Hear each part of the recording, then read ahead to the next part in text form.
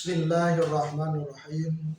Assalamualaikum warahmatullahi wabarakatuh. Hamdan wa syukran lillah.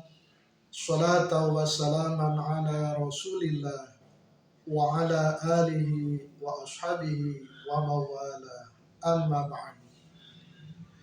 Para pemirsa yang dirahmati oleh Allah Subhanahu wa taala, kita sering mendengar statement atau pernyataan sabar ada batasnya.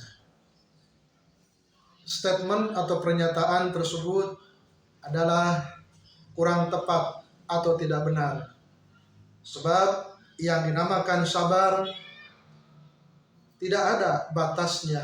Yang ada hanyalah pribadi manusianya yang sudah tidak kuat lagi alias tidak sabar lagi. Alasan kenapa sabar tidak ada batasnya, karena menurut Rasulullah SAW, ketika beliau menasihati seseorang yang tidak tahan menghadapi ujian dari Allah Subhanahu wa taala, beliau menasihati orang tersebut, isbir hatta laqitani, bersabarlah engkau sampai engkau menemuiku.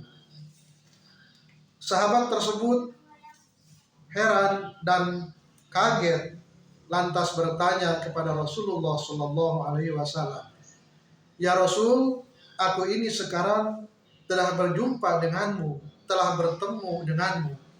Mengapa engkau mengatakan aku harus bersabar sampai aku menemuiku?" Maka Rasulullah SAW menjawab, "Bersabarlah sampai engkau mendapatkan pahala dari kesabaranmu nanti, sehingga engkau bertemu aku di surga Allah Subhanahu wa taala." Jadi jelas menurut sabda Rasulullah SAW yang memberikan nasihat kepada sahabatnya bahwa sabar itu bukan berarti ada batasnya, tetapi yang ada batasnya adalah manusia itu sendiri sudah tidak bersabar lagi menghadapi kenyataan hidup yang dialaminya. Menurut para ulama, sabar ada yang membagi ke dalam 3 tingkatan, dan ada juga yang mengklasifikasikannya, membaginya ke dalam 4 tingkatan. Yang pertama ada yang dinamakan dengan as-sabru 'alal musibah, sabar dalam menerima musibah yang menimpa dirinya atau menimpa keluarganya.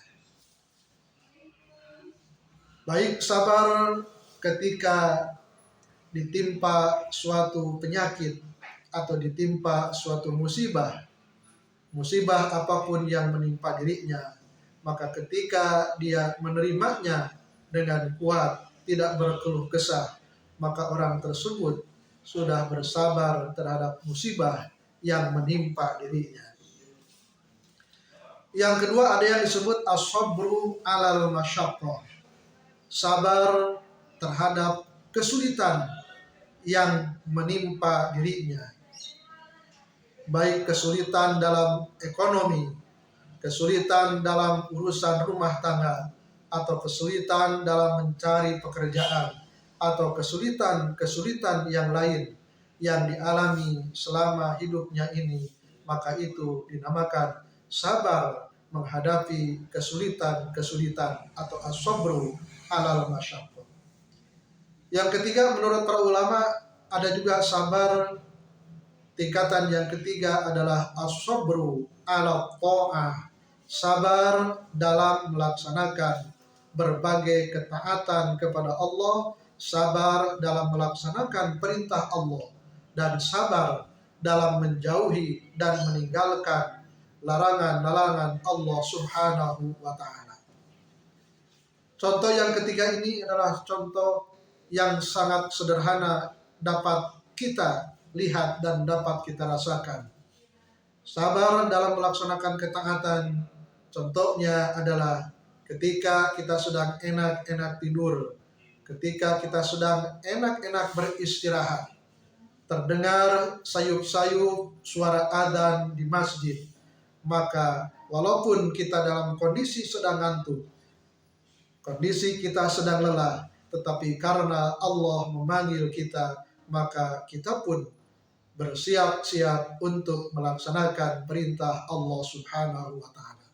Begitupun sebaliknya, walaupun aktivitas atau pekerjaan sangat kita sukai, sangat kita cintai, tetapi apabila pekerjaan atau aktivitas tersebut dilarang oleh Allah Subhanahu wa Ta'ala, maka kita pun dengan kerelaan hati meninggalkan apa-apa yang kita senangi tapi dibenci oleh Allah Subhanahu wa Ta'ala. Itu pun termasuk sabar dalam ketaatan kepada Allah Subhanahu wa Ta'ala. Dan yang keempat adalah as-sabru alal maksiyah, sabar meninggalkan perbuatan-perbuatan dosa, sabar meninggalkan perbuatan-perbuatan maksiat, meninggalkan segala bentuk perkara aktivitas yang dilarang oleh Allah Subhanahu wa Ta'ala.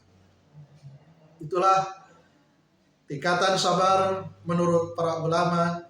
Mudah-mudahan kita semua diberikan kekuatan oleh Allah Subhanahu wa Ta'ala, sehingga dalam hidup ini kita mampu sabar menghadapi musibah, sabar menghadapi berbagai kesulitan, sabar dalam melaksanakan ketaatan atau perintah Allah dan menjauhi larangan Allah.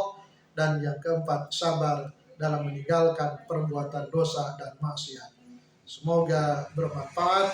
Wassalamualaikum warahmatullahi wabarakatuh.